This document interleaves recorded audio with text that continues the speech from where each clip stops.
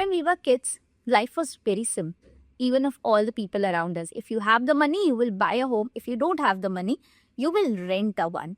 But nowadays, there is a lot of noise around whether we should buy a home or we should rent a home.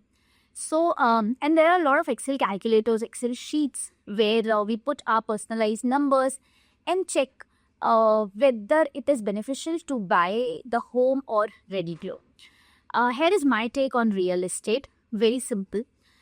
Real estate, I'll categorize that into three kinds. One is the residential property, which we buy in a project in a good complex and we live there. So that's a house we use for our own living. Second is a commercial property which we buy like a shop or something, which we do it for like renting out. And third could be some land which we buy in some outskirts or somewhere like that. And we buy with the intention of a gain, capital gain. So let's say I'm buying at 1 crore. I feel that when the city will get developed, that area will get developed, that 1 crore property I will sell at 2 CR. So I'll say second and third are definitely the investments which we are doing. Commercial property you are doing for rent, and the land which you're buying, the third one is you're doing for a capital gain. But the first one is not an investment. That is consumption. And it's an emotional decision. I'm not saying emotions are wrong or emotions are right, but that is an emotional decision and that is completely a consumption. That is not at all a investment, because we are not going to sell it. Okay, you will sell it someday, but when you will sell it like you will sell it the property of 1 CR and you will buy of 2 CR. So, the property, the roof will get bigger. But that's not going to give me some gains or some rent even. I shared with you few points which you never have thought in considering this decision. Point number one, we think when we buy a real estate, that residential project, we think that, the property prices will go up. And we feel, because we have heard all the stories, we have heard the stories from our uncle, dadaji, nanaji, that, I have bought this property for 5 lakh and this property went to 50 lakh. Yes, that happened. There was a period. That was a mega boom, because before that time, the properties were really undervalued. If you ask your dadaji, at that time, it was very easy to buy a property. They used to, from the savings, they used to buy 1 property, 2 property, 4 property, 5 property. I have seen myself, my grandparents buying so many properties. But nowadays, buying a property is a big thing, because now it has become overvalued. So that bubble will happen again. Chances are very less. So that is how. And when we buy a real estate project, it's not the land we are paying for. Let's say you have bought it on floor number 5, floor number 7, any floor.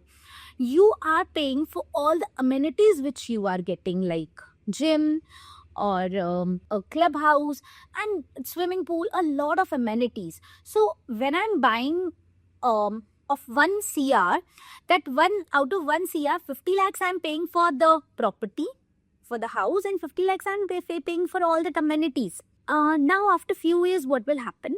When you have to sell that, at that time somewhere nearby, the same builder is still creating phase 2, phase 3, phase 4.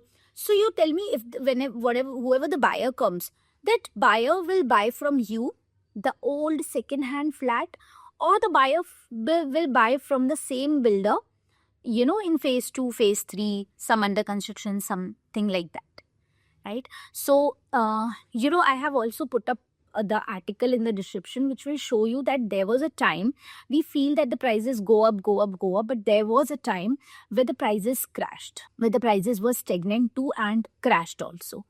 So, next we'll talk about compounded returns. So, when somebody says now that, my 5 lakh property, beta, I bought the property at 5 lakh, it became 50 lakh. We just look at the absolute returns. Oh, it became 10x. Oh, you bought it at 1 crore and the property became 2 crores. So you see, oh, it became double. But see, it became double in 10 years. So it's just 7% return. So, why are you considering the absolute return? You should see the holding period also, and consider what is the CAGR, compounded annual growth rate. The next thing generally I see is people say that, stock market is gambling, like this, like that. So I'm not comparing stock market with real estate. I'm just unbiased. I'm just giving the clear view. See, anything is gambling which you are doing without understanding. Let's say there is a surgery, to be performed, and somebody goes and does that surgery. Oh, the doctor does that surgery. That's not a gambling, right? But if I do the surgery, it's a gambling, right? Same way, I'm a chartered accountant. I'm an advocate. So if I'm preparing a tax return, it's not gambling. But any doctor, if that doctor is preparing a tax return, it's again a gambling. So same way, stock market or real estate, anything, if we are just doing, listening to somebody else that this is to be done, listening to somebody else there, without learning, just like you become an engineer after 5-7 years spending for learning, you became a doctor after spending 5-7 years in learning. So people do the investment of stock market or even real estate or any investment just by listening to people. Oh, ye chal raha hai, chalo let's buy this, let's do that. So if we do the logically inflation and all, we do the calculations, it will not be gambling. And as I said, home is a consumption, it's a lifestyle expenditure. So it's just like a car. It's just the car is a depreciating asset, and house doesn't depreciate much. But same thing we do in car. Today I have bought a 10 lakh car. Tomorrow if I have to buy a 20 lakh, 50 lakh car, the selling proceeds of the old car we will use in the new car. So we keep on buying bigger and bigger. Same with car, same with home. But buying bigger and bigger houses is not going to make us financially independent.